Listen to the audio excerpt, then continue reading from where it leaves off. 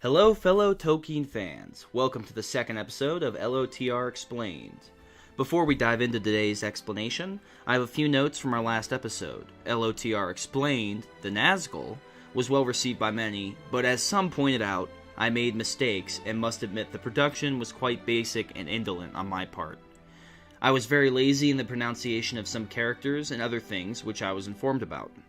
I appreciate all the feedback, and in preparing for the series, now that I know people enjoy it and it could be successful, I've spent some time updating the channel as well as the video formats to be more organized and look better.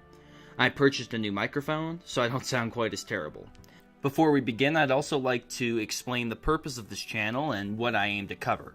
This video series aims not only to explain the basics to people who are just confused after watching the Peter Jackson movies, but also to expand the knowledge of some longtime fans and readers of The Lord of the Rings. I am not perfect, and it would be nearly impossible to memorize and remember all of Middle-earth's written history.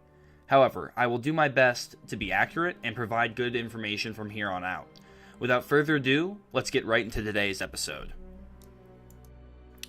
This second episode will be talking about Tom Bombadil, perhaps the most important character left out of Peter Jackson's Lord of the Rings films. Tom Bombadil plays a prolific role in the Fellowship of the Ring. Tom Bombadil is not of any race, and his origin is unknown. Perhaps an immortal, Tom is at least known to have been around since before the coming of Morgoth to Middle-earth. He's the only character in the entire Lord of the Rings to be unaffected by the ring's power. In the Fellowship of the Ring, Tom states, "Eldest, that is what I am." Tom remembers the first raindrop and the first acorn. He knew the dark under the stars when it was fearless, before the Dark Lord came from the outside. Tom has many names from the various races in Middle-earth. Called Tom Bombadil by the hobbits of the Shire, he is also known as Iarwain Benedar by the elves, meaning old and without father. The dwarves called him Forn, and he was known among men as Orald. It is speculated that Tom is a member of the Maiar. However, all the other Maiar we see in The Lord of the Rings are affected by the One. Tom is not. He might also be a Valar, since Valar would not be affected by the One Ring, given they are higher than Sauron. Some theorists even claim he could be a Iluvatar himself, although there is little evidence to back this up. Tolkien intended for the origins of Tom Bombadil to be left a mystery, although he did answer some questions. In a letter, Tolkien states the following about Tom Bombadil's place in Middle-earth. The story is cast in terms of a good side and a bad side, beauty against ruthless ugliness, tyranny against kingship, moderated freedom against compulsion that has long lost any object save mere power, and so on. But both sides, in some degree, conservative or destructive, want a measure of control. But if you have, as it were, taken a vow of poverty, renounce control, and take delight in things for themselves without reference to yourself, watching, observing, and to some extent knowing, then the question of the rights and wrongs of power and control might become utterly meaningless to you, and means of power quite valueless. Tom Bombadil is first encountered in The Lord of the Rings when he has to shoo Old Man Willow away from engulfing the hobbits who are on their way to Bree. Tom's voice bears magical properties, so a lyrical reprimand was enough to save the troop.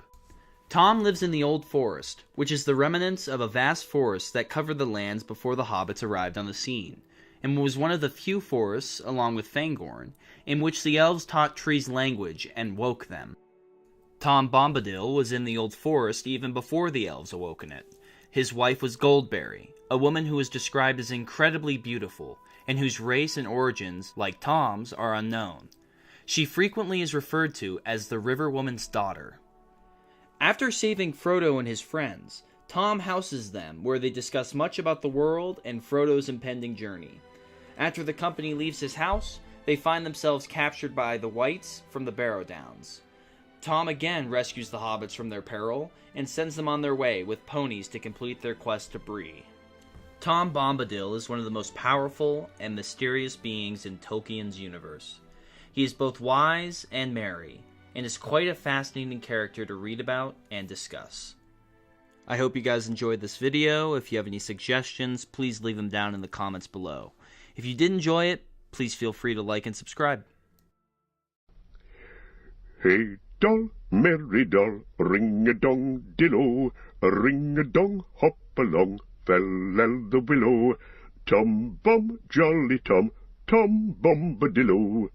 Hey, come, merry doll, dairy doll, my darling, light goes the weather wind and the feathered starling, down along on the hill, shining in the sunlight, waiting on the doorstep for the cold starlight. There my pretty lady is, river woman's daughter, slender as a willow wand, clearer than the water. Old Tom Bombadil, water lilies bringing, comes hopping home again. Can you hear him singing? Hey, come, merry doll, dilly doll and merry-o, goldberry, goldberry, merry yellow berry-o. Poor old willow man, you tuck your roots away.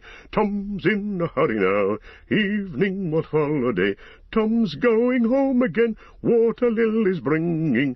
Hey, come, dairy doll, can you hear me singing? Hey, come, dairy doll, hop along, my hearties, hobbits, ponies all, we are fond of parties. Now let the fun begin, let us sing together.